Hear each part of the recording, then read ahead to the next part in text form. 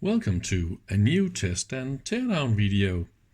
Today we're going to look at another Oltronix power supply, and this one is a Stabpac Mark II MCC 12-5. 12-5 means, of course, 12 volts, 5 amp. I don't know if you can see the size here in my hand, but it is really, really big. This is, of course, a linear power supply from 1970 to 1980. They made this model in this year span. The weight is 3.6 kilos. So it's, yeah, you could probably lift this in your arm stretch, but you need to be a little bit strong to do that. It's quite heavy, really, but it's also very nice and slim and compact. This is classic Oltronix design, the aluminium profile, the anodized colors, and the shiny alu, and also this the front color here is also really nice. I really like Oltronix. It's a good brand anyway.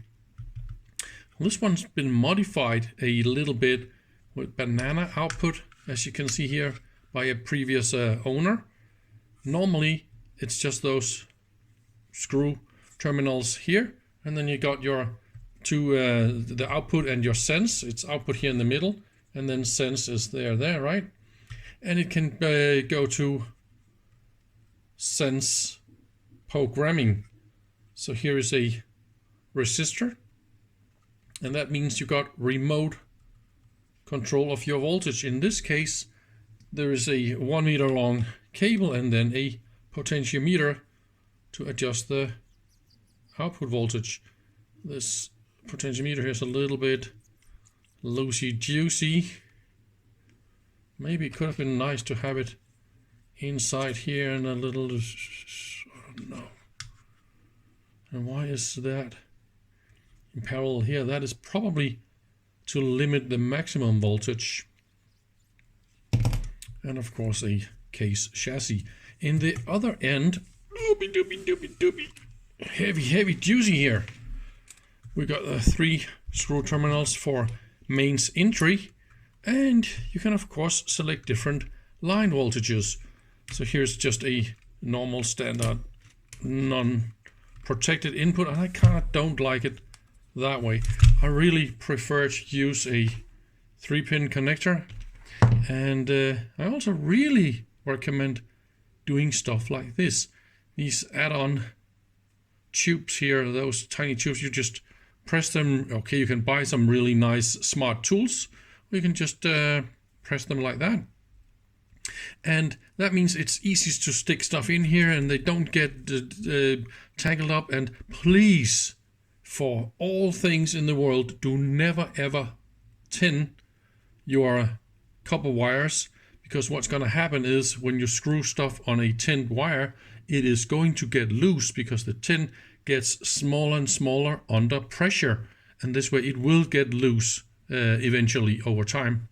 So that is a absolute no-go, and that is why these tubes will solve that. Oh yeah, by the way, I wanted to show you something real funny. So here's the 3.6 kilo. Okay, it's probably better to put it like that, right? So let's compare this with a modern switch mode power supply. This one is 1.8 kilos, about same width, about the same volume. Okay, it's lower but it's wider, so it's more or less the same volume. And there's a reason why I have it upside down. That is not to reveal the part number because I want you to think about how much power is this. I will reveal this in 10 seconds. Okay, so think about it. This one is 12 volt, 5 amp, so that is 60 watts of output power and 3.6 kilos. Switch mode technology, half the weight, about the same volume. This one is 2,000 watts of output power, and I kid you not, 2000 watts. Okay, it's not 12 volt, but it's just to show you what you can do today. That is something completely different, huh? A previous owner actually did use those little alu tubes here on the wire, but for some reason the plastic here on the top was removed. So that means when you bend the cable, as you can see, it was not secured in any way. So when you bend the cable, it's going to be bent in the copper cores down here, and they're gonna break sooner or later when this is on the lab table, kind of use every day, right? So the trick is, of course, to leave those little plastic, they stable the wire so it's not bent at the very, very fragile free copper end here. And also there's a hole here on the side. Simply just add a cable binder here, snippity snip, done deal, and then it's going to be much better, right? But now we got the protective earth and I feel safe to proceed. And we are back again. Should be able to give 12. Okay, that didn't help much. I'm a little bit disappointed. So somebody's been modifying around in this one. So now it's not a 12 volt supply anymore, but a 0 to 10. Oh, why did they do that? So I guess it's playtime. I've set up this test and let's give it 230 volts of input. That's a little bit funny. It's 6.5. So let's play a little bit with this. Ooh, we can dial up the voltage. So it's not a regular. Oh, this is completely modified. Haha, look at that. What have they done? That is nice. So it goes all the way to 0. Wow, nice, man. And what is the... Oops, only 10? Okay, so that is that red resistor, I bet. Let's try and remove that resistor and see what happens. Okay, so here is how it is. So if this one is modified for 10 volts, okay, let's play at 10 volts. So there's a 0 load. Oh, I have to adjust it a tiny bit more. So here we go with the 10 volts. And let's crank up the love. 4 amps. And yeah, we're dropping a little bit. I am measuring the voltage here. And I pull the current in here on the big nasty screws. So that means the sense is not done correctly. Sense is down here. If this is the output, sense should have been on that output, obviously. And this reveals this voltage drop. So this is 4 amps. Let's try and crank it up a little bit more because I believe there's a fold back. Yes, 4.7, and look at that. Now I dial the current setting down. 3, 2, 1, and then we're back up and running. So that is how this power supply works. It was 4.7, 4.8, yeah, okay, 4.8, and it kicks down to 1, as you can see here. That is the holding current. So if I go down below the holding current, it will fold back the voltage, as you see here. That is 1, and then we are back again. So that is a good way to handle temperature. So when it's shorted, otherwise you get all the voltage over your series transistor, and then it's of course going to heat up or overheat, right? So what I will do now, I will leave it at 4 amps. Let's Let's be a little bit nice and give it 4.5. Let's just leave it a little bit and see how hot this thing is. As you can imagine, let's try and put this real simple. I just fine adjusted the voltage and current. So this is 4.5 amps and 10 volts. So that is very easy to figure out. 45 watts of output. And now it's going to get a lot more easy. This is the input power, 90 watts. Haha, we got 50% exactly. So that's the efficiency. And that means we're also losing 45 watts of total loss in the power supply. Now we're still playing a little bit here with the temperatures. As you can see, most of it comes from the series regulator. And look how bad the temperature is transported. If we look at the entire view, it is really centered that hot spot. As you can see, this camera will do auto scaling of everything, right? So if you only look at this area, see how auto scaling works. Just always be careful about that. So you always need to have the entire picture like that. But damn. Also, about shiny parts.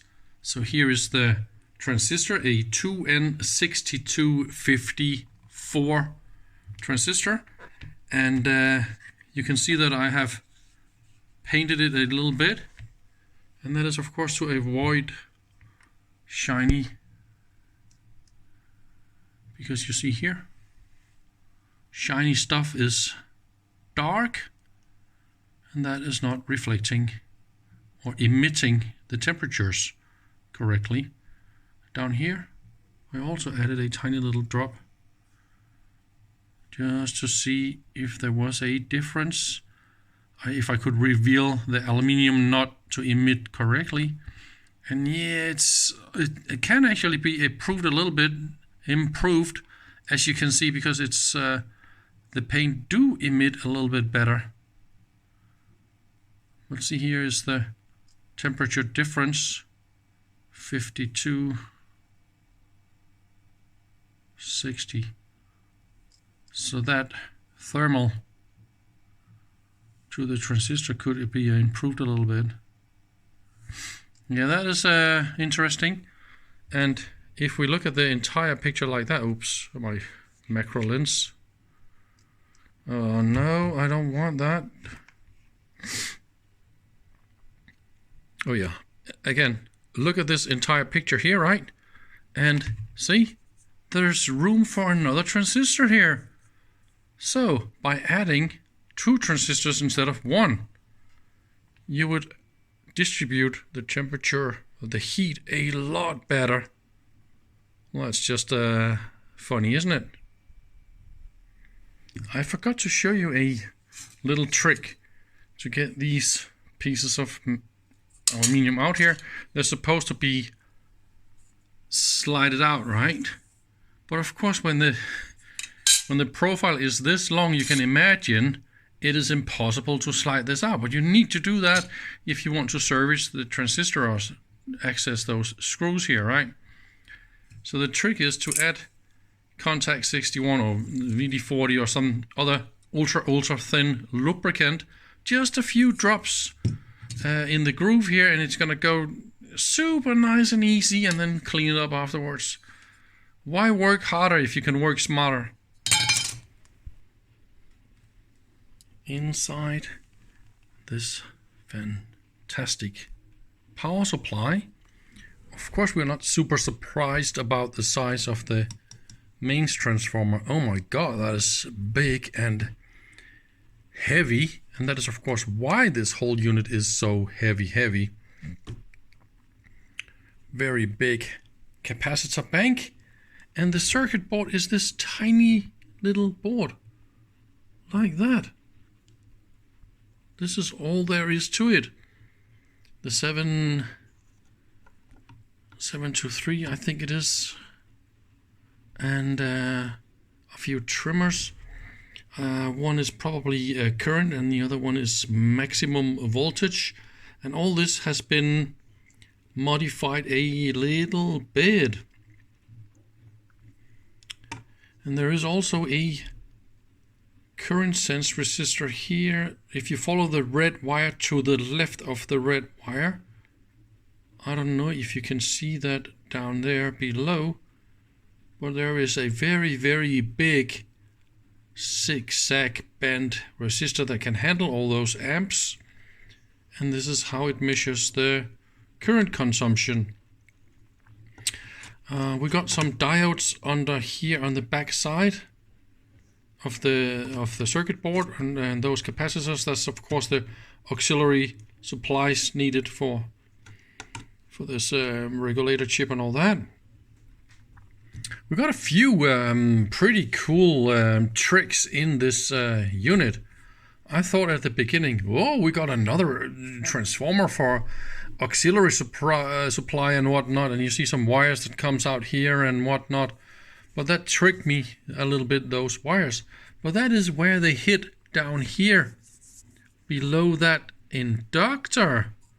They hit the driver transistor, and then there is this big TO3 NPN right here. And if you look, yes, now you can see the driver, right? So there isn't a lot of super special, but the special thing is the inductor.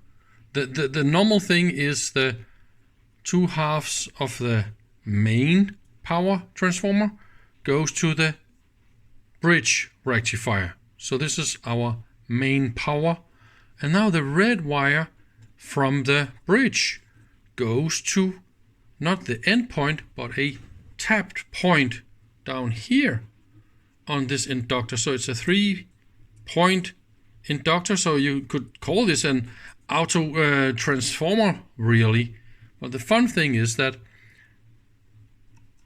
the red one here goes to the main power transistor, but that end here goes to the positive side,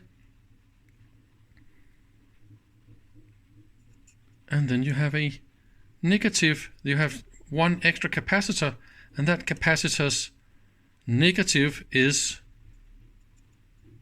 that point here. Okay, are you confused? And here you go. This is the point of supply for the driver transistor. See, the driver wants a voltage that is a little bit higher than the positive voltage we're feeding the main stage. See, so here's that wire. So here is another winding down here, a thinner wire down here, where there is a diode, and this wire goes to that capacitor, and then the other end goes to the collector of the driver. Okay, I think I should try and put in a schematic here. I didn't find an exact schematic version yet. I'm still working on it. So here I've tried to add in red that inductor here, and you will see that the power goes straight through that inductor when there is no current usage. That means all points will be the same and all is fine, right? So what happens when I start to pull current? Then the point of the driver gets higher. So let me try and show you this. We crank on the supply. So here is the voltage, and I'm measuring the voltage on that capacitor, and that capacitor is the added voltage to the driver in relation to the supply that we give the power stage. At the moment it's minus 0.6 almost, and that's of course because this diode there is a little bit of voltage drop. At the moment our output current is 0. We're trying to avoid shadows in this. So let's crank up 1 amp. Yeah, so here's 1 amp of load. And now you see 2.1 volts added on top for our driver. Of course, voltage is dropping on our main stage, right? I'll get back to that. So let's try 1 amp, 2 amps. Ooh, we get 3 volts. 3 amps, we get 4 volts. And 4 amps, we get nearly 5 volts of extra voltage in relationship to that one, right? So let me turn off the load. Now I will move my reference point to ground. So here is ground. And now we can see our driver voltage is about 25 volt. 0 load. So let's try and move the voltage point to the positive side of the power capacitor bank. Okay, so that's about 26 volts. Exactly what I said in the beginning. Remember, we had a drop of half a volt to the pre-driver, right? Or to the driver stage. And this is 0 amps. So let's go down to 1 amp load. Main power drops 21. And we have 2 volts more here now, right? And that is 1 amp. Oh, let's go 2. And that's 19. And now we got 3 volt extra. And that's 17 plus 3. And now there's 4 amps. And our main bus is dropped to 16. And now we have nearly 5 volt extra on the driver. So it's able to turn on the output stage transistor. And that is why this linear power supply got that high efficiency actually. If I cranked up the output voltage, and that is what my goal is, you can see here I should potentially be able to crank it all the way up to 16 volts, obviously, minus a little bit in the sense resistor and the wires and all that kind of stuff. But my intention is to see if I can crank it up a little bit more than 12 at least. So yeah, that will be the next thing. You're going to love this little detail here. I also found this in the manual, and in the manual they talk about the specifications for this linear power supply, and it is quite obvious that they have made it like this. So at different output voltages you will be able to pull different maximum currents. So the current limit is affected by output voltage, and it's quite genius way. Obviously they got foldback, but it also got this limit. So here is, if my output voltage is set to 1 amp, 1 volt obviously, right? See, I can turn on my load and give you 1 amp. And now I can try and crank up the current 2 amps. Oops, no, I cannot. So I go down to 1 amp again. So let's just crank up the voltage to, okay, 4 volts, just to see if there's a change, right? So there's still 1 amp load, and now I try 2 amps. Of course I can now, because now there's less voltage over the series regulator. Now it will be colder at more amps, right? So let's see, can I do 3 amps? No, I cannot. Yes, I can. I can do 3 amps. Okay, can I do 4? No, I cannot. And so we have to turn it off and on again. Okay, let's give it a few more volts. Let's go to 7, for example, right? So that is 3 amps. Let's try 4 and 5. No, I cannot do 5. How annoying. I want 5, right? So that's 7, 8, 9. Okay, let's go for the full 12 volts. At 12 volt, I should be able to give my full 5 amps, right? Here you go. I have, of course, handled this trimmer for voltage and the other trimmer for current. And now I have a max current limit of 5.2, and it can give 5.1 at 12. So what if I could turn down the voltage a little bit? Let's see the point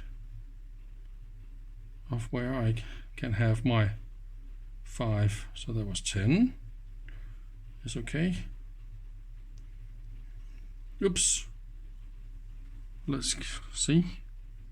So that was 9.6. No, I cannot. Okay, here we go. So that is how it really works. I think it's fantastic, genius. Let's look at one more detail. So this is 12 volt and 5 amps, right? So that is 60 watts of output power, and input power is 100. So that means our efficiency is exactly 60%. 60% for a linear power supply. You got to be impressed. I got good news. We have been in contact with AEF in Sweden. They're called Arboga, Elektronikhistoriska Förening. I hope I say that correct. And they collect and distribute information about old electronic instruments. And that is exactly what we needed. So here is their homepage. This is how they look like. And I will, of course, put a link in the description. And they actually found the correct schematic for this particular Oltronix power supply. So thank you very much, AEF. We are very, very happy about the schematic. So now let's zoom in a little bit here on the schematic. This is quite close, if I may say so, about the schematic that I hand drawn on top of the other power supply that was wrong. But the most important thing is, let's look at the lower left, where we see this inductor that is in series with the current that goes into the output transistor. Here you see this inductor that creates a higher voltage for the driver. The more current you use, the more voltage for the driver you get. So I think everything else is very much in detail explained earlier in the video. I just really wanted to show the correct schematic for this power supply. So thank you very much for watching, and bye bye.